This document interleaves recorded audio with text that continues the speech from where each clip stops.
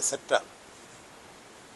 കേരളത്തിൻ്റെ ആകെ സാമ്പത്തിക വളർച്ചയ്ക്കും നമ്മുടെ കേരളത്തിൻ്റെ കയറ്റുമതിക്കും അതുപോലെ ഇറക്കുമതിക്കും ഒക്കെ വളരെ സഹായകരമായിട്ടുള്ളൊരു പദ്ധതിയാണത്. കേരളത്തിൻ്റെ ആകെ സാമ്പത്തിക ശേഷി വർദ്ധിപ്പിക്കാൻ, തൊഴിലവസരങ്ങൾ ഉണ്ടാക്കാൻ വലിയ തരത്തിലുള്ള സഹായങ്ങൾ ലഭ്യമാണ്. എന്ന് മാത്രമല്ല, വിദേശ രാജ്യങ്ങളുമായിട്ടുള്ള വ്യാപാരങ്ങൾ കൂടുതൽ മെച്ചപ്പെടുത്തിയെടുക്കാൻ പറ്റുന്ന ഏറ്റവും വലിയൊരു പദ്ധതിയാണ് വിഴിഞ്ഞം തുറമുഖം. ആ തുറമുഖം വളരെ വേഗം പൂർത്തിയാക്കുക, അതിൻ്റെ പ്രവർത്തനങ്ങൾ മെച്ചപ്പെട്ട നിലയിൽ ഉയർത്തിക്കൊണ്ടുവരിക എന്നുള്ളതാണ് കേരളം ആകെ ആഗ്രഹിക്കുന്നത്. പ്രത്യേകിച്ച് ആ പദ്ധതിക്ക് ഏറ്റവും വലിയ സംഭാവന നൽകി പ്രവർത്തിച്ച ഇടതുപക്ഷ മുന്നണി ആ ഗവൺമെൻറ് വന്ന് ആഗ്രഹിച്ചത്. അതൊരു വിവാദത്തിലേക്ക് പോകേണ്ട വിഷയമേ അല്ല. ഇപ്പോൾ ഈ കേരളത്തിൽ കണ്ടുവരുന്നൊരു പ്രവണത വിവാദങ്ങൾ ഉണ്ടാക്കുക. ഭരിക്കുന്ന മുന്നണിയും അതിൻ്റെ മന്ത്രിമാരും പ്രത്യേകിച്ച് മുഖ്യമന്ത്രിയൊക്കെ വിവാദമുണ്ടാക്കുക, ശണ്ടയുണ്ടാക്കുക, ഇതിനാണ് അതീവ താല്പര്യം കാണിക്കുന്നത്. ഭരിക്കാൻ അവർക്ക് സമയമില്ല, ഭരണത്തിനല്ല.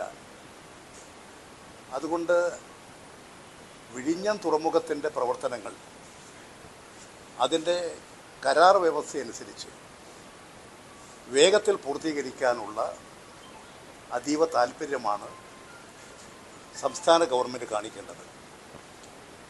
ആ കരാർ വ്യവസ്ഥയിൽ നിന്ന് വ്യതിചലിക്കാതെയും നമ്മുടെ സംസ്ഥാനത്തിൻ്റെ താല്പര്യങ്ങൾ സംരക്ഷിക്കാൻ കഴിയത്തക്ക നിലയിൽ ഫലപ്രദമായ ഇടപെടലാണ് സംസ്ഥാന ഗവൺമെൻറ് ഭാഗത്തുണ്ടാകേണ്ടത്.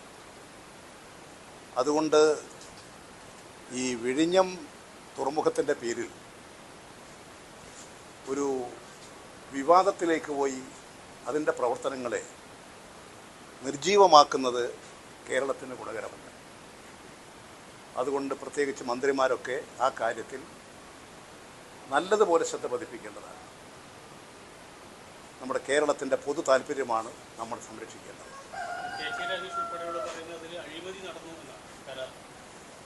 ഏതെങ്കിലും ആളുകൾക്ക് അഴിമതി നടന്നു എന്ന പ്രശ്നങ്ങളുണ്ടെങ്കിൽ അവർ അത് ഉന്നയിക്കട്ടെ.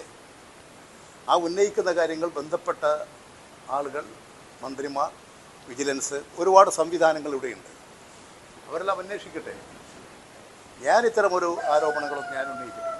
അതുകൊണ്ട് എനിക്കത് സംബന്ധിച്ച് മറ്റു കാര്യങ്ങളെക്കുറിച്ച് പറയാൻ സാധിക്കില്ല. ആരാണോ ആശയം ഉന്നയിക്കുന്നത് അവരോട് ആശയവിനിമയം നടത്തി കാര്യം വ്യക്തമാക്കുന്നതായിരിക്കും നല്ലത്. ഇതുമായി ബന്ധപ്പെട്ട് ദേശാഭിമാനിയിലെ ഒരു വാർത്ത വന്നു എന്നും ഇന്നലെ വാർത്താ സമ്മേളനത്തിൽ മുഖ്യമന്ത്രി അത് പറയുന്നു. ദേശാഭിമാനി തന്നെ ഇത്തരത്തിൽ ഈ ഓഹരി വിൽപ്പനയെ സംബന്ധിച്ചുള്ള കാര്യങ്ങളൊക്കെ പറഞ്ഞു എന്നതൊക്കെ പറയുന്നു. അതിന് പിന്നാലെ CPM-ന്റെ സംസ്ഥാന സെക്രട്ടറി ദേശാഭിമാനിയിൽ വരുന്ന വാർത്തയെല്ലാം ശരിയാണോ എന്ന തരത്തിലുള്ളൊരു കാര്യം പറയുന്നു. അപ്പോൾ ഇങ്ങനൊരു ആശയക്കുഴപ്പം മൊത്തത്തിൽ ഇതിൽ നിലനിൽക്കുന്നുണ്ടോ? CPM-ന് LDF-ന് ഒരു ആശയക്കുഴപ്പമില്ല. കാരണം ഈ കരാർ വ്യവസ്ഥ ലംഘിക്കാൻ സാധിക്കുന്നതല്ല. ഇനി ആ കരാർ വ്യവസ്ഥയിൽ എന്തെങ്കിലും മാറ്റം വരുത്തണമെങ്കിൽ സംസ്ഥാന ഗവൺമെൻറ്റിൻ്റെയും കേന്ദ്ര ഗവൺമെൻറ്റിൻ്റെയും അനുവാദത്തോടു കൂടി മാത്രമേ സാധിക്കൂ. സംസ്ഥാന ഗവൺമെൻറ്റിനെ അറിയിച്ചുകൊണ്ട് മാത്രമേ സാധിക്കൂ. അല്ലെങ്കിൽ അതിൽ ഏതെങ്കിലും ഒരു പാർട്ട്ണർമാർക്ക്, ഒരു കരാറുകാർക്ക് അവർക്ക് മാത്രമായി അതിൽ ഭേദഗതി വരുത്താനോ അവർക്ക് പുറം കരാറുണ്ടാക്കാനോ അവർക്ക് കരാറിൽ ഷെയർ ആരെങ്കിലും ഓഹരി ഉടമകളാക്കി ചേർക്കാനോ സാധിക്കുന്നതല്ല. അത് കരാറിൻ്റെ വ്യവസ്ഥകളുടെ ലംഘനമാണ്. അങ്ങനെ എന്തെങ്കിലും ആഗ്രഹമുണ്ടെങ്കിൽ അവർ ചെയ്യേണ്ടത് ഗവൺമെൻറ് അനുമതി വാങ്ങണം. ഇപ്പോൾ എനിക്ക് തോന്നുന്നത് അദാനി തന്നെ ആ കാര്യങ്ങൾ ഇപ്പോൾ വിശദീകരിച്ചിട്ടുണ്ടെന്നാണ്. ഇപ്പോൾ അതിൽ വലിയ തർക്കമുണ്ടെന്ന് എനിക്ക് തോന്നുന്നില്ല.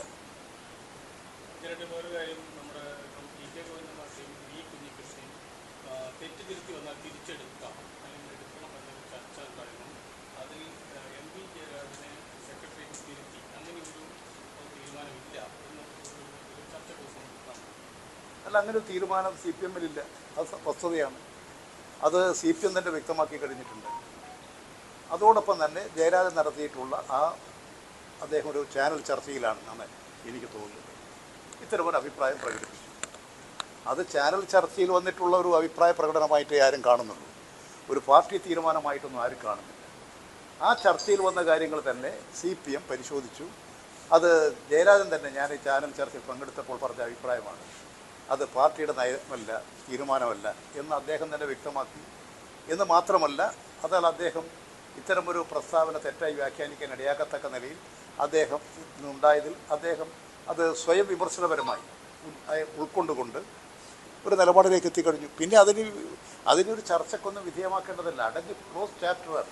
DK ഗോവിന്ദമാഷും വി കുഞ്ഞികൃഷ്ണനും മുന്നിൽ പൂർണ്ണമായിട്ടും CPM-ലേക്കുള്ള തിരിച്ചുവരവിൻ്റെ വാതിലാണല്ലോ. ഇപ്പോൾ അത് നമ്മുടെ മുമ്പിലില്ലല്ലോ. ഇല്ലാത്തൊരു കാര്യത്തെക്കുറിച്ച് സാങ്കല്പികമായിട്ട് എന്തിനാ സാങ്കല്പികമായ അഭിപ്രായങ്ങൾ അന്വേഷിക്കുന്നത്? CPM-നെ സംബന്ധിച്ച് ഒരു പ്രശ്നം വന്നാൽ ആ പ്രശ്നം സംബന്ധിച്ച് CPM ചർച്ച ചെയ്ത് അതിനൊരു നിലപാട് സ്വീകരിക്കും. ഇപ്പം അങ്ങനെ ഒരു നിലപാടേ ഇല്ല, അങ്ങനെ പ്രശ്നമേ ഇല്ല. അവരിപ്പോൾ UDF-നോടൊപ്പമാണ്. UDF-ന്റെ സ്ഥാനാർത്ഥിയായി ജയിച്ചു വന്നവരാണ്. അവരവന് ഗവൺമെൻറ് അനുകൂലമായ നിലപാട് സ്വീകരിച്ചുകൊണ്ടിരിക്കുന്നവരാണ്. പിന്നെ ആ വിഷയം എവിടെ? മുൻപും ഇതുപോലെ CPM-ൽ നിന്ന് പുറത്തുപോയ ആളുകൾ തിരിച്ചു വന്ന ചരിത്രമുണ്ടല്ലോ. അപ്പോൾ അങ്ങനെ ഒരു തെറ്റുതിരുത്തൽ സാധ്യത ഇവരുടെ കാര്യത്തിലുണ്ടോ? അല്ല, ഒരാൾ പാർട്ടി നടപടിയെടുത്തു, അയാൾ പാർട്ടിയിൽ നിന്ന് പുറത്തുപോയി. പിന്നീട് അയാൾ അദ്ദേഹത്തിൻ്റെ തെറ്റ് ബോധ്യമായി തിരിച്ചു വരുന്നു. അത് ബന്ധപ്പെട്ട പാർട്ടി കമ്മിറ്റി ചർച്ച ചെയ്ത് അതിൻ്റെ അടിസ്ഥാനത്തിൽ പാർട്ടി കമ്മിറ്റി ഉപരിക്കമ്മിറ്റിയുടെ അനുവാദത്തോടുകൂടി അദ്ദേഹത്തെ തിരിച്ചെടുക്കും. അതൊക്കെ സാധാരണമുള്ളൊരു നടപടിയുടെ പ്രോസസ്സാണ്. അത് CPM സ്വീകരിച്ചു വരുന്നൊരു നടപടി ക്രമമാണ്. അത്രമാത്രമേ ഉള്ളൂ. നിലവിൽ ഇവർ രണ്ടുപേരും ചോദിക്കുന്നത് അഥവാ തെറ്റ് തിരുത്തണമെങ്കിൽ തന്നെ ആദ്യം പാർട്ടി പറയണ്ടേ ഞങ്ങൾ എന്ത് തെറ്റ് ചെയ്തിട്ടാണ് പുറത്താക്കിയെന്ന്. അത് അവരുടെ കാര്യം അവർ പറയട്ടെ, അവിടേക്കൊന്നും മറുപടി പറയാൻ ഞാനില്ല. ഈ വയനാട്ടിലെ ഒരു ദുരന്തം സത്യത്തിൽ തുരങ്കപാതയുമായി നിർമ്മാണവുമായി ബന്ധപ്പെടുന്നതാണ്. തുരങ്കപാത യഥാർത്ഥത്തിൽ ഈ വയനാടിൻ്റെ മാത്രമല്ല, കേരളത്തിൻ്റെ ആകെ ഒരു നല്ല പദ്ധതിയാണ്, ഒരു പ്രോജക്റ്റാണ്. ആ തുരങ്കപാത ഉണ്ടാക്കുന്നതിന് വേണ്ടിയിട്ടുള്ള നടപടികൾ എനിക്ക് തോന്നുന്നത് LDF ഗവൺമെൻറ് കാലത്ത് 2021-22 കാലഘട്ടത്തിൽ ആരംഭിച്ചതാണ്. അതിൻ്റെ ആദ്യഘട്ടം എന്നുള്ള നിലയിൽ വളരെ വിദഗ്ധമായ ഒരു വർഷക്കാലം അതിനു വേണ്ടിയിട്ടുള്ള പഠനം നടത്തി. ആ പഠനത്തിൻ്റെ അടിസ്ഥാനത്തിൽ ഈ പ്രോജക്റ്റ് നടപ്പിലാക്കുന്നതിന് വേണ്ടിയിട്ടുള്ള ധാരണയുണ്ടായി. അതിൻ്റെ ഭാഗമായിട്ട് പാരിസ്ഥിതിക അനുമതി വേണം, കേന്ദ്ര ഗവൺമെൻറ്റിന് അനുമതി വേണം, സംസ്ഥാന ഗവൺമെൻറ് അത് സംബന്ധിച്ച് അംഗീകരിക്കണം. വിശദമായിട്ടുള്ള പരിശോധനകൾ നടത്തി. എനിക്ക് തോന്നുന്നത് കോഴിക്കോടും പിന്നെ വയനാടുമാണെന്നാണ് എൻ്റെ ഒരു ധാരണ. വലിയ രണ്ട് ഇത് സംബന്ധിച്ച് ചർച്ച ചെയ്യാനുള്ള വിപുലമായിട്ടുള്ള ഒരു വേദി ഒരുക്കി. ആ വേദിയിൽ ഇത് സംബന്ധിച്ച് വിശദമായ ചർച്ച നടത്തി. ആ ചർച്ചയിൽ എല്ലാവരും ഈ ഒരു പദ്ധതിയെക്കുറിച്ച് പ്രശംസിക്കുകയാണ് ചെയ്തത്. ആ പദ്ധതി നല്ലതാണെന്നുള്ള അഭിപ്രായങ്ങളാണ് പറഞ്ഞത്.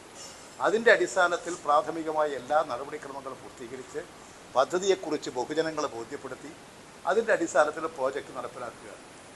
അങ്ങനെ പ്രോജക്റ്റ് നടപ്പിലാക്കുമ്പോൾ തന്നെ കേന്ദ്ര ഗവൺമെൻറ് ആ പ്രോജക്റ്റിന് അംഗീകാരം കൊടുക്കുമ്പോൾ അതിൽ സുരക്ഷിതത്വം ഏർപ്പെടുത്തേണ്ട കാര്യങ്ങളെക്കുറിച്ച് ആ പ്രോജക്റ്റ് നടപ്പിലാക്കുമ്പോൾ ശ്രദ്ധിക്കേണ്ട ഒട്ടനവധി കാര്യങ്ങളെക്കുറിച്ച് ആ പ്രോജക്റ്റ് റിപ്പോർട്ടിലുണ്ട്. ആ പ്രോജക്റ്റ് റിപ്പോർട്ടിൻ്റെ അടിസ്ഥാനത്തിൽ അത് നമ്മുടെ കൊങ്കൺ റെയിൽവേ കോർപ്പറേഷനാണ് കൊടുത്തത്. അവരാണത് ഭോപ്പാലിലുള്ളൊരു കമ്പനിക്ക്, ദിലീപ് ഒരു കമ്പനിക്ക് കൊടുത്തത്. അവരാണ് നടത്തിക്കൊണ്ടിരിക്കുന്നത്. അവർ നടത്തിക്കൊണ്ടിരിക്കുമ്പോഴാണ് ഇപ്പോൾ ഒരു മഹാദുരന്തമുണ്ടായത്. 3 അവിടുത്തെ ജോലി ചെയ്തുകൊണ്ടിരിക്കുന്നവർ, ഒരാൾ എഞ്ചിനീയറാണ്. വലിയ മഹാദുരന്തം, 2 പേർ എഞ്ചിനീയർമാരാണ്. ഒക്കെ ഉയർന്ന തലത്തിൽ പ്രവർത്തിച്ചുകൊണ്ടിരിക്കുന്നവരാണ്. അവർ ആ ദുരന്തത്തിൽ മരണപ്പെട്ടു. ഇപ്പോൾ 6 പേരെ കണ്ടുകിട്ടിയിട്ടില്ല. അതിനു വേണ്ടിയിട്ടുള്ള തെരച്ചിൽ നടത്തിക്കൊണ്ടിരിക്കുകയാണ്. നേരത്തെ ചൂരൽമലയിലുണ്ടായതുപോലെ ഒരു വലിയ ദുരന്തമാണ് ഇപ്പോൾ അവിടെ ഉണ്ടായത്. ഇങ്ങനൊരു ദുരന്തമുണ്ടായാൽ നമ്മളെല്ലാം ചെയ്യേണ്ടത് ആ ദുരന്തത്തിൽ ആളുകളെ സംരക്ഷിക്കാൻ, ജീവൻ സംരക്ഷിക്കാൻ, അതോടൊപ്പം തന്നെ ഇത്തരത്തിലുള്ള സംഭവങ്ങൾ ആവർത്തിക്കാതിരിക്കാൻ, ഇപ്പോൾ കള്ളാടിയിലുണ്ടായതുപോലെയുള്ള ദുരന്തങ്ങൾ ആവർത്തിക്കാതിരിക്കാനുള്ള ജാഗ്രതയും തയ്യാറെടുപ്പും നടത്തുക എന്നുള്ളതാണ്. ഇപ്പോൾ നിങ്ങൾ തന്നെ പത്രക്കാരൊക്കെ അവിടെ പോയി വന്നതിന് ശേഷം അവിടെ മണ്ണൊക്കെ സംഭരിച്ച് കൂനക്കുട്ടി അവിടെ വലിയ ഒരു കുന്നുപോലെ നിറച്ചു വെച്ചു. അതൊക്കെ ഈ അപകടത്തിൻ്റെ സാധ്യത കൂട്ടിയെന്നൊക്കെ പത്രക്കാരൊക്കെ റിപ്പോർട്ട് ചെയ്തിട്ടുണ്ട്. അതെന്താണെന്ന് എനിക്ക് അറിഞ്ഞുകൂടാ. ഏതായാലും അത്തരത്തിൽ ഒരു ശക്തമായിട്ടുള്ള ഒരു അഭിപ്രായം ഉയർന്നു വന്നിട്ടുണ്ട്. അപ്പോൾ ദുരന്തമുണ്ടാകാതിരിക്കാനുള്ള തയ്യാറെടുപ്പുകളും ജാഗ്രതയും പാലിക്കുക, അതോടൊപ്പം തന്നെ ഇതിൽ കാണിക്കേണ്ട നിയമപരമായ എല്ലാ നടപടിക്രമങ്ങളും സുരക്ഷിതത്വത്തിന് വേണ്ട എല്ലാ നടപടിക്രമങ്ങളും പാലിച്ചുകൊണ്ടേ ഈ നിർമ്മാണ കമ്പനികൾ പ്രവർത്തിക്കാൻ പാടുള്ളൂ. അതിൽ കേരളത്തിൻ്റെ പൊതുമരാമത്ത് വകുപ്പ്, കേരള ഗവൺമെൻറ് അവർ കൂടി ഇതിൻ്റെ ഒരു ഭാഗമാണ്. അവർ കൂടി ശ്രദ്ധിക്കേണ്ടതാണ്. കൊങ്കൺ റെയിൽവേ അതോറിറ്റിയും അതുപോലെ തന്നെ മറ്റ് ഏജൻസികളും എല്ലാം ഈ കാര്യങ്ങളിൽ വളരെ ജാഗ്രതയോടുകൂടി അപകടം ഉണ്ടാകാതിരിക്കാനുള്ള നടപടി സ്വീകരിച്ച് പ്രവർത്തിക്കേണ്ടതാണ്. അപ്പോൾ വളരെ വലിയൊരു ദുരന്തമാണ് നമ്മുടെ മുമ്പിലുണ്ടായത്. ഇതിൽ LDF സർക്കാരിൻ്റെ സമയത്ത് പരിസ്ഥിതി ആഘാത പഠനം വേണ്ട രൂപത്തിൽ നടത്തിയിട്ടില്ല എന്ന് അന്നത്തെ പ്രതിപക്ഷ നേതാവ് മുഖ്യമന്ത്രി VD സതീശൻ അതിപ്പോഴും അദ്ദേഹം പറയുന്നുണ്ട്. അപ്പോൾ അന്ന് ഈ പഠനം നടത്തുന്നതിൽ വീഴ്ച പറ്റിയിട്ടുണ്ടോ? അന്ന് ഇത്തരം പദ്ധതികളെ ഈ കേരളത്തിൻ്റെ ഒരു സ്ഥിതി, ഏത് പദ്ധതി വന്നാലും അതിനെ എതിർക്കുക എന്നുള്ളതാണ് പ്രതിപക്ഷത്തിൻ്റെ ചുമതല എന്നാണ് അന്ന് അദ്ദേഹം ധരിച്ചു വെച്ചത്. ഇപ്പോൾ അദ്ദേഹം അതിൽ കുടുങ്ങിക്കിടക്കുകയാണ്. ഇപ്പോൾ ഏത് പദ്ധതി വരുമ്പോഴും പണ്ടെന്താ പറഞ്ഞെന്ന് നോക്കുകയാണ്. ഇന്ന് അദ്ദേഹം ചെയ്യുന്നതിന് നേരെ എതിരാണ് അദ്ദേഹം പണ്ട് പറഞ്ഞത്. അത് അത്തരമൊരു നിലപാട് അദ്ദേഹം അന്നേ സ്വീകരിക്കാൻ പാടില്ല. പ്രശ്നങ്ങൾ എന്താണ്, ഒരു പ്രോജക്റ്റിനെ കുറിച്ചുള്ള കാര്യം എന്താണ് എന്ന് പരിശോധിച്ചുകൊണ്ട് വേണം കാര്യങ്ങൾ അവതരിപ്പിക്കാൻ. ഈ പദ്ധതിയെക്കുറിച്ച് കേന്ദ്ര ഗവൺമെൻറ്റിൻ്റെ അനുമതിയില്ലാതെ ഒരു പദ്ധതി തുടങ്ങാൻ സാധിക്കില്ല. പാരിസ്ഥിതിക അനുമതിയില്ലാതെ നടത്താൻ വേണ്ടി സാധിക്കില്ല. എല്ലാ നടപടിക്രമങ്ങളും പൂർത്തീകരിച്ചുകൊണ്ടേ ഒരു പ്രോജക്റ്റ് നടപ്പിലാക്കാൻ സാധിക്കൂ. പിന്നെ വേണ്ട വിധം എന്തടിസ്ഥാനത്തിലാണ് പറയുന്നതെന്ന് എനിക്കറിഞ്ഞുകൂടാ. ഞാൻ മനസ്സിലാക്കിയിട്ട് ശരിയാണെങ്കിൽ 2022 മുതൽ ഇതിൻ്റെ പഠനം നടത്തി. ഒരു വർഷക്കാലം നീണ്ട പഠനത്തിന് ശേഷം 23-ലാണ് ഇതിൻ്റെ കേന്ദ്ര അനുമതിക്ക് വേണ്ടി മറ്റും ആവശ്യപ്പെട്ടത്. പാരിസ്ഥിതിക അനുമതി ലഭ്യമാകുന്നത് 25-ലാണ്. 26-ൽ സംസ്ഥാന ഗവൺമെൻറ് അനുമതി കിട്ടി, കേന്ദ്ര ഗവൺമെൻറ് അനുമതി കിട്ടി. കേന്ദ്ര ഗവൺമെൻറ് അതിൽ ഏതാണ്ട് 60 ഇനങ്ങൾ ഈ റെക്ടിഫിക്കേഷൻ വേണ്ടി ഇതിൽ ജാഗ്രത പാലിക്കാൻ ചില നിർദ്ദേശങ്ങൾ 60 ഇനങ്ങളിൽ സൂക്ഷ്മമായ നിരീക്ഷണങ്ങളും നടപടികളും വേണമെന്ന് പറഞ്ഞുകൊണ്ടുള്ള നിർദ്ദേശങ്ങൾ അടക്കം വെച്ചുകൊണ്ടാണ് കേന്ദ്ര ഗവൺമെൻറ് അതിന് അനുമതി നൽകിയിട്ടുള്ളത്. ആ അനുമതികളെല്ലാം ഉപയോഗിച്ചുകൊണ്ടാണ് ഇവിടെ ഈ വർക്ക് ആരംഭിച്ചിട്ടുള്ളത്. അപ്പോൾ അങ്ങനെ വരുമ്പോൾ ഒരു അപകടം സംഭവിച്ചു, ഒരിക്കലും സംഭവിക്കാൻ പാടില്ലാത്തതാണ്. ആ ദുഃഖത്തിൽ പങ്കുചേരുക, അത് അവസാനിപ്പിക്കാൻ നോക്കുക ജനങ്ങൾ. അതിന് പകരം ഉടനടി എന്താ വിവാദം, ഉടനടി ആരെ ആക്ഷേപിക്കാൻ സാധിക്കുക, ഇത് തുടങ്ങിയവരെ ആക്ഷേപിക്കാൻ സാധിക്കും. അതിൽ നിന്നും ഒരു നല്ല പ്രവണതയല്ല. ഭരിക്കാൻ നോക്ക്, കാര്യങ്ങൾ നല്ല നിലയിൽ കേരളത്തിൻ്റെ താല്പര്യം സംരക്ഷിക്കാൻ നോക്കുക. അതാണ് മുഖ്യമന്ത്രിയും ചെയ്യേണ്ടത്, മന്ത്രിമാരും ചെയ്യേണ്ടത്. അതിന് പകരം ഏത് പ്രശ്നം കിട്ടിയാലും ഇതൊരു നല്ല ശീലമല്ല. അത് മന്ത്രിമാരാണ് റെക്ടിഫൈ ചെയ്യേണ്ടത്, അവർക്കാണ് അതിൻ്റെ പ്രധാന ഉത്തരവാദിത്വം. ഇപ്പോൾ കണ്ടുവരുന്ന ഏത് കാര്യങ്ങളെടുത്ത് നിങ്ങൾ നോക്കിക്കോളൂ, ഇത്തരമൊരു പ്രവണത കാണാം. ഈ അപകടം ആരെങ്കിലും ഉണ്ടാക്കിയതാണ്? ഒരു പ്രകൃതി ദുരന്തമല്ലേ? ചൂരൽമല അപകടം ആരെങ്കിലും ഉണ്ടാക്കിയതാണോ? അതിനെ എങ്ങനെ ദുർവ്യാഖ്യാനിക്കാം? ഇത് തുടങ്ങിയ കാലത്തുള്ളതിനെ, തുടങ്ങിയ കാലത്താണ് ഇതിൻ്റെ ആക്ഷേപം. ഒരു പ്രോജക്റ്റ് വരുമ്പോൾ അതിൻ്റെ എല്ലാ തരത്തിലുള്ള പഠനങ്ങളും നടത്തിയിട്ട് അന്ന് ഇവർ പ്രതിപക്ഷത്തില്ലേ? അന്ന് അവിടെയുള്ള MLA ഇല്ലേ?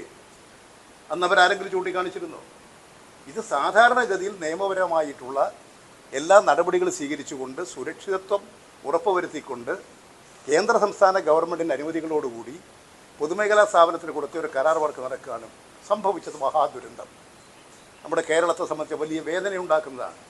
അതിൽ നമ്മൾ വേദനിക്കുകയും ദുഃഖിക്കുകയും അവർക്ക് സംരക്ഷണം കൊടുക്കുകയും ഇനി ഇത്തരം സംഭവങ്ങൾ ഉണ്ടാകാതിരിക്കാൻ വേണ്ടി ജാഗ്രത പാലിക്കുകയും പ്രവർത്തിക്കുകയും ചെയ്യുക എന്നതാണ് ഒരു ക്രിയാത്മകമായ നടപടി. ആ നടപടികളാണ് കേരളത്തിൻ്റെ മുഖ്യമന്ത്രി സ്വീകരിക്കേണ്ടത്. ഏതെങ്കിലും വഴികളിലൂടെ സഞ്ചരിച്ച് പ്രതിപക്ഷത്തെ ഏതിനെയും ആക്രമിക്കുക, ഏതിനെയും വിമർശിക്കുക, ഏത് സ്ഥലത്തും വിവാദം ഉണ്ടാക്കുക, ശണ്ട കൂടുക, ഇങ്ങനെ പോയാലൊന്നും ഭരണം ഉണ്ടാകില്ല. അത് അവർ മനസ്സിലാക്കണം, ഭരിക്കുന്നവർ മനസ്സിലാക്കണം. അത് കേരളത്തിൻ്റെ ആകെ താല്പര്യങ്ങൾ നിഷേധിക്കാനാണ് ഇടയാക്കുക. ഇതുകൂടി മനസ്സിലാക്കി മന്ത്രിമാർ ഉത്തരവാദിത്വ ബോധത്തോടു കൂടി തന്നെ കാര്യങ്ങൾ മനസ്സിലാക്കി പ്രതികരിക്കണമെന്നാണ് എനിക്ക് പറയാനുള്ളത്.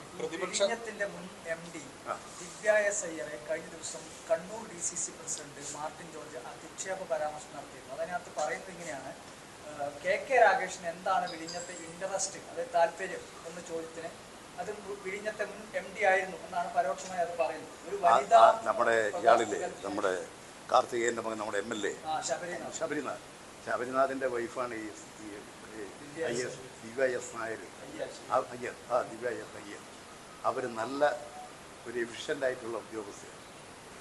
അവരാണ് അവിടെ ഇത് അതാണ് കോൺഗ്രസുമായിട്ടാണ് അവർ എന്തെങ്കിലും ഒരു ബന്ധമുണ്ടെങ്കിൽ പൊളിറ്റിക്കലി അവരുമായിട്ട് ബന്ധമുള്ളത്. എന്തൊക്കെയാണ് ഇവർ പറയുന്നത്? ഇതെന്തൊക്കെ രാഷ്ട്രീയമാണ്? നമ്മൾ ഇങ്ങനെയൊക്കെ രാഷ്ട്രീയം കൈകാര്യം ചെയ്യാൻ പറ്റുമോ? ഞാനെന്തുകൊണ്ടാച്ചാൽ അന്ന് എനിക്ക് തോന്നുന്നത് KK രാഗേഷ് മുഖ്യമന്ത്രിയുടെ പ്രൈവറ്റ് സെക്രട്ടറിയായി പ്രവർത്തിക്കുന്നുണ്ട്. മുഖ്യമന്ത്രിയുടെ വകുപ്പിലാണ് ഈ കാര്യങ്ങളെല്ലാം വന്ന് നീങ്ങിയത്. അതിൻ്റെ ഫലമായിട്ട് ആ പദ്ധതിയുമായും പ്രവർത്തനങ്ങളുമായിട്ട് അദ്ദേഹത്തിന് ഏറ്റവും അടുത്ത് ബന്ധമുണ്ടാവാൻ സാധ്യതയുണ്ട്. ഇപ്പം ഞാനാണ് അവിടെ ഇരിക്കുന്നതെങ്കിൽ ആ പദ്ധതിയായിട്ട് എനിക്ക് ബന്ധമുണ്ടാകും. അപ്പോൾ ആ പദ്ധതിയെക്കുറിച്ചൊക്കെ ഞാൻ കുറച്ച് സ്റ്റഡി ചെയ്തിട്ടുണ്ടാകും, കാര്യങ്ങളുണ്ടാകും. അപ്പോൾ ഒരു അഭിപ്രായം പറയുന്നതിൽ തെറ്റൊന്നുമില്ല. ആ പറയുന്നതിനൊക്കെ തെറ്റ്. ഇതാണ് നമ്മുടെ നാടിൻ്റെ ഇന്നത്തെ ഒരു ദുര്യോഗം. അതുകൊണ്ട് രാഷ്ട്രീയ നേതാക്കൾ അവരവരുടെ നിലവാരം കാത്തു സൂക്ഷിക്കണം. രാഷ്ട്രീയ നേതാക്കൾ അവരവരുടെ നിലവാരം കാത്തു സൂക്ഷിക്കണം. ഇതെന്തും പറയാനുള്ള വേദിയായി രാഷ്ട്രീയത്തെ ഉപയോഗപ്പെടുത്തിയാൽ അത് ജനങ്ങളിൽ എല്ലാ രാഷ്ട്രീയത്തോടും പരിഹാസമായിരിക്കും. അതവർ മനസ്സിലാക്കണം. രാഷ്ട്രീയത്തിൻ്റെ പരിപാവനത കാത്തു സൂക്ഷിക്കാൻ എല്ലാ പാർട്ടിക്കാർക്കും ബാധ്യതയുണ്ട്. CPI-യുടെ പ്രതിപക്ഷ ഉപനേതാവ് സ്ഥാനം എന്ന് പറയുന്ന ഒരു ആവശ്യത്തിൽ ഇപ്പോഴും ചെറു ചർച്ചകളൊക്കെ അവിടെ ഇവിടെ നടക്കുന്നുണ്ട്. അല്ല, അതൊക്കെ സ്വാഭാവികമല്ലേ? ഒരു പാർട്ടി അല്ല, ഇത് സ്വാഭാവികമായി ആവശ്യങ്ങളുണ്ടാകും. ആവശ്യങ്ങൾ മുന്നണിയിൽ ഉന്നയിക്കും. സ്ഥാനങ്ങൾക്ക് വേണ്ടിയിട്ടുള്ള എന്തൊക്കെ നടക്കും അത് സ്വാഭാവികമാണ്. ഇപ്പോൾ UDF-ലില്ലേ അവരുടെ ഓരോ സ്ഥാനത്തേക്കുള്ള കോർപ്പറേഷൻ ഇതിലേക്ക് എല്ലാ പാർട്ടിക്കാരും നമ്മൾ മത്സരിച്ച് വരികയില്ലേ. ഇങ്ങനെ തർക്കങ്ങളുണ്ടാകും. ഇപ്പോൾ ആ തർക്കങ്ങൾ അവസാനിച്ചോ? ഇങ്ങനെ ചില സ്ഥാനങ്ങളുണ്ടാകുമ്പോൾ സ്വാഭാവികമായും ഒരു മുന്നണിയാകുമ്പോൾ മുന്നണിയിലെ പാർട്ടിക്കാരൊക്കെ ആവശ്യപ്പെടും. അത് ചർച്ച ചെയ്യും. ആ മുന്നണി അതിന് പരിഹാരം കാണും. എല്ലാവരെയും തൃപ്തിപ്പെടുത്തിക്കൊണ്ട് മുന്നോട്ട് പോകും. ഇപ്പോൾ CPI ഉന്നയിച്ച കാര്യങ്ങളും അധികം താമസിയാതെ എനിക്ക് തോന്നുന്നത് ചർച്ച ചെയ്ത് പരിഹരിച്ച് നല്ല നിലയിൽ LDF മുന്നോട്ട് പോകും എന്ന് തന്നെയാണ് ഞാൻ കണക്കാക്കുന്നത്. തെരഞ്ഞെടുപ്പ് കഴിഞ്ഞ് 1.5 മാസം ആകുമ്പോൾ, റിസൾട്ട് 1.5 മാസം കഴിയുമ്പോൾ പോലും പുതിയ മന്ത്രിസഭ വന്നു, ഒരുപാട് പ്രശ്നങ്ങൾ വന്നു. ഇപ്പോഴും യോജിച്ച ഒരു പോരാട്ടത്തിന് അല്ലെങ്കിൽ സമരങ്ങൾക്ക് സാധിക്കുന്നില്ല നിയമസഭയ്ക്ക് പുറത്ത്. അല്ല, ഞാൻ പറഞ്ഞത് 2.5 മാസം കൊണ്ട് സമരം പോകണം. അല്ല, അങ്ങനെ ഒരുപാട് ഇവരെന്താ ചെയ്യും നോക്കട്ടെ. ഈ സമരത്തിന് വേണ്ടി സമരമാണ് അല്ലല്ലോ. ഇടതുപക്ഷ ജനാധിപത്യ മുന്നണി ജനകീയ ആവശ്യങ്ങൾ നേടിയെടുക്കാനുള്ളതാണ് സമരം. ഇന്ന് നമ്മുടെ രാഷ്ട്രം നേരിടുന്ന ഏറ്റവും വലിയ പ്രശ്നം വർഗീയ ഫാസിസ്റ്റ് വിപത്താണ്. ആ വർഗീയതക്കെതിരെ ജനങ്ങൾ അണിനിരത്തണം. ജനാധിപത്യ മതേതര പാർട്ടികളുടെ ഐക്യം ശക്തിപ്പെടുത്തിയെടുക്കണം. ആ നടപടികളാണ് ഇന്ന് സ്വീകരിക്കേണ്ടിയിരിക്കുന്നത്. നിയമസഭാ പാർട്ടി യോഗം പോലും അല്ലെങ്കിൽ ഒരു മുന്നണിയുടെ യോഗം ചേരും. നിയമസഭ 1.5 മാസം എന്നൊക്കെ പറഞ്ഞ് ചെറിയ മാസമാണ്. ഈ ഗവൺമെൻറ് എപ്പോൾ രൂപീകരിച്ചു? ഈ UDF-ലെ ഗവൺമെൻറ് എപ്പോൾ രൂപീകരിച്ചു? ഒരു മുഖ്യമന്ത്രിയെ കണ്ടെത്താൻ എത്ര കാലം പിടിച്ചു? ഞങ്ങൾക്ക് ഒരു അധികാരമൊന്നുമില്ലല്ലോ. അധികാരമില്ലാത്തൊരു സ്ഥാനമല്ലേ ഇത്? എന്തെങ്കിലും ഉണ്ടോ? അതുകൊണ്ട് ഇത് അധികാരമൊന്നും ഇല്ലാത്തൊരു സ്ഥാനമല്ലേ ഉപനേതാവ്. അതുകൊണ്ട് നിങ്ങൾ അതേ കാണണ്ടു. അങ്ങനെയുള്ള സ്ഥാനമൊന്നുമില്ല. ഞങ്ങളെല്ലാം ചർച്ച ചെയ്ത് പരിഹരിക്കുക. അത് ചില കീഴ്വഴക്കങ്ങളുണ്ട്, ചില നടപടിക്രമങ്ങളുണ്ട്. ഇതിനെല്ലാം തന്നെ പരസ്പരം ചർച്ച ചെയ്തുകൊണ്ടുള്ള ധാരണയിലെത്തുക എന്നുള്ള നിലപാടുണ്ട്. ഇതെല്ലാം കൈകാര്യം ചെയ്തുകൊണ്ട് ആ പ്രശ്നമെല്ലാം പരിഹരിക്കും.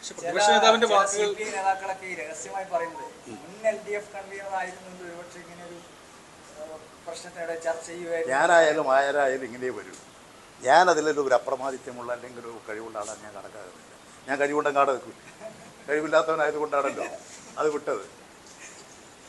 അല്ല, ഇതിൽ പ്രതിപക്ഷ നേതാവ് പറയുന്നത് അവരവിടുന്ന് ചോദിച്ചോണ്ടേയിരിക്കും, പക്ഷെ ഇല്ല എന്നുള്ളത് ഞങ്ങളുടെ തീരുമാനമാണെന്ന രീതിയിലാണ്. അതെല്ലാം നിങ്ങൾ ചോദിക്കുമ്പോൾ ഈ നേതാക്കന്മാർ ഇങ്ങനെയുള്ള ചില പദങ്ങളും ഒക്കെ പ്രയോഗിക്കും. അത് കുറച്ചു കാലം അന്തരീക്ഷത്തിൽ വെക്കും. കുറച്ച് കഴിയുമ്പോൾ അതെല്ലാം പോരെ. ലോകകപ്പിന്റെ ഒരു ആവേശത്തിന്റെ സമയമാണ്. അതെ അതെ. ജലജന്റെ ഒരു ആവേശം ഒന്നും എവിടെയും കാണുന്നില്ല. ഇറങ്ങാത്തത് കൊണ്ടാണോ അതോ? പക്ഷെ അത് ഈ കാണുമ്പോഴേ ഉണ്ടാവും. അത് രാവിലെ ഇത് കണ്ടു കഴിഞ്ഞ ഉടനെ പുറത്തിറങ്ങുമ്പോൾ ആവേശം കൊണ്ട് പോകണോ?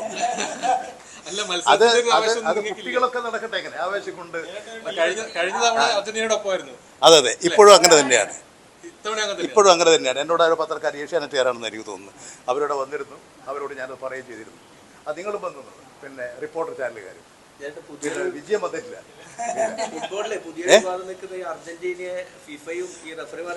നല്ല ഈജിപ്തിന്റെ കളി നല്ല കളിയായിരുന്നു. നല്ല അവരുടെ പ്രതിരോധം എന്ന് പറഞ്ഞാൽ ശക്തമായിരുന്നു. പക്ഷെ അവസാനത്തെ നിമിഷം അതാ കയറി അടിക്കുന്ന അർജന്റീന. ഞാൻ ഏതാണ്ട് ഉണ്ടല്ലോ, ഞാനത് ട്രെയിനിൽ വരുന്ന ദിവസമായിരുന്നു.